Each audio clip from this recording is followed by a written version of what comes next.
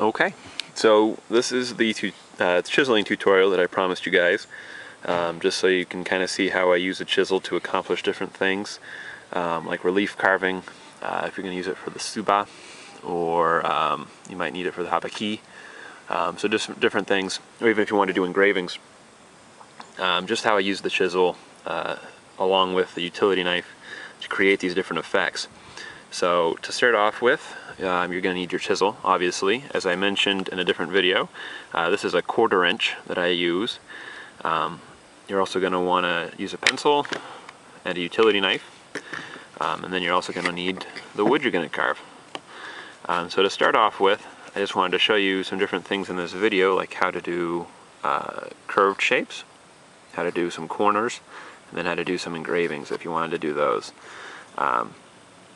So just to start off, I'm going to have your piece of wood here.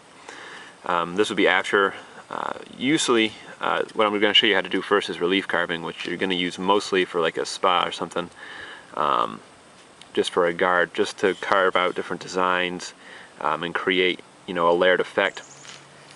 So within that, just to kind of free you up for your designs, I mean, you may have some curved shapes. So I'll draw a circle so we can work on that, or you may have corners, some sharp corners, so we're just going to have the triangle for that. And then if you want to do some engravings, I'll show you that too, and just kind of show you how to do different things. So to start off with, once you've drawn out your design, just pretend this is the design that's going on your guard or your spa. And then we're going to take our utility knife and just cut along the edge. Now the reason why we're doing this is simply so that when we use the chisel, that we don't go past this edge, because if you don't, sometimes your chisel will try and catch the grain of the wood you're using, and it'll just pick up the piece and just go right off the edge with it past your design, and then you'll be very upset with yourself. Something else to keep in mind, you're going to want to do most of this work on a flat surface, so you want to have it held down. However, since I'm trying to do the video, it's kind of up in the air, so forgive me if I do some safety errors in the process. Speaking of safety, I would definitely recommend when you're doing the chisel to wear a glove, mostly to protect your palms.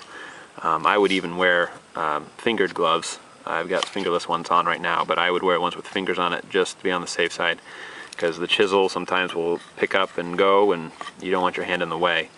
The other thing to remember is when you're chiseling, try not to put your hand on the other side of the chisel. So try and keep your fingers and your palm away, so when you're using, make sure it can't go into your hand. So now that we've taken our knife and cut around the outside, what we're going to do is we're actually going to take our chisel and we're actually going to just lightly push down into it, applying pressure. You can see the angle I'm using like that. We're just going to lightly push in, and then we're going to twist, and it's going to pop that piece of wood right out, and that's right along the edge. And what we do is we just use that kind of as a depth finder, and since this is the most sensitive part, working right by the edges, we really want to be careful around there, so that's where we kind of put the most pressure.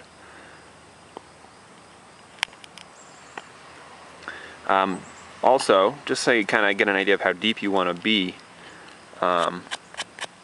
if you've got a 1/4 inch piece of wood and you want to do a double-sided design, so you want to do a design on this side and on this side, you need to remember that you can only go about an 1/8 inch, I mean not an 1/8 inch, about a 1/16 inch deep, because otherwise you're going to pop through the other side. Or if you're just going on one side, you can probably go about to an 1/8 inch deep without having to worry about it being too fragile for you. So back to this. Once you've got kind of a good idea of the edging that you're doing, then you can start doing the full length. So you can start out a little bit further, and again keeping about the same angle to start it with, and then you just go down, lower it, and then you're pushing and twisting as you go, so you can kind of push and twist, and that, see how it pops right up? Then you just twist and you just pull it right off, and then you just keep doing that until you have the depth you want It's best to take little shallow strokes with it, just so you don't take out too much, because then you can't come back from that and you have to start over. That's really what we're trying to avoid within this whole process, is taking off too much. So you can see how kind of a curve is pretty easy, because you just kind of go around the circle and you keep going. Now to clean this up, you can again take your utility knife, just kind of go along the edges once again, and then take your chisel straight in like that, perpendicular to the piece of wood you're using, and again just use that kind of twisting motion to get rid of some of those stray pieces that you don't want in there. So then moving on to the sharp corners, which can actually be kind of tricky, whereas the circle has just kind of this broad angle, which doesn't present a problem for your smaller chisel. The corners are a little bit trickier. You might think the straight lines would be easier, but it's the corners that are the issue. So again, we're going to take our knife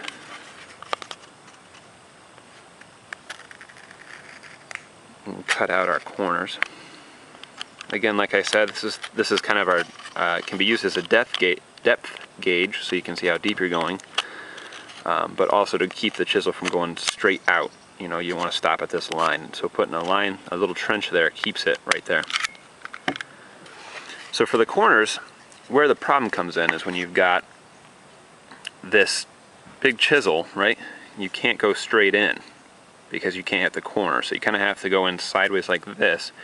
But then if you can't take too narrow of a thing, too sharp of an angle going in, just because of how deep you're going. So you kind of have to be up in the air and kind of stab at it a little bit. So it can be kind of tricky. You might have to work with it a little bit, but I'll show you a little bit of a trick. So first we start off, we've cut our line out. We just need to dig in and twist like we did before. Then we come back in on the other side, push and twist. And then we still got that little corner left over. So we're just going to take our utility knife. You can see how that fits in there quite nice. And you just stab in with it and pop up. And that can kind of get the depth you want. Get that corner nice and tight out of there. Because once you get the corner, the rest you can just take the chisel and chisel that out with. So I hope that helps you with that. And again, you can go a little bit more of a acute angle there. You can see it's not quite that big, so you can use up to that. Or even if you just use the point of a smaller knife, even if you just got a pocket knife or something with a smaller angle, you can use that too. Now the next for engravings, what I do is for real kind of delicate engravings, for instance I use my symbol a lot. I'm going to draw this a little bit cleaner here real quick. What I do for that is you want it to have a little bit of width. So I usually take a knife and again very gently cut out the shape along the lines. Okay, but you really can't see that unless you're closer. So if you want to widen that up a little bit, you can just take your chisel and put it right where you cut it. And then once you're in, just go straight in, and then you just kind of wibble it from side to side like that. And that puts a nice little bevel on it. So you might be able to see the difference between here and here. And again, like I said, you just kind of put the chisel in and you wobble it back and forth real quick. And it creates a nice, clean, a little bit thicker line so you can see it a little bit easier.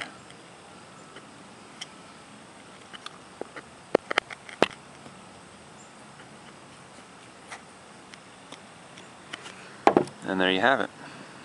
Kind of takes it from here to here. So that's pretty much it for how to use the chisel.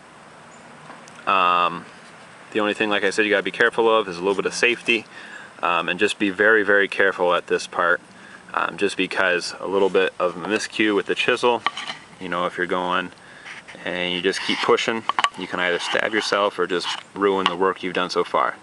So that'll do it. Next video up will be the habaki, and I'll see you there.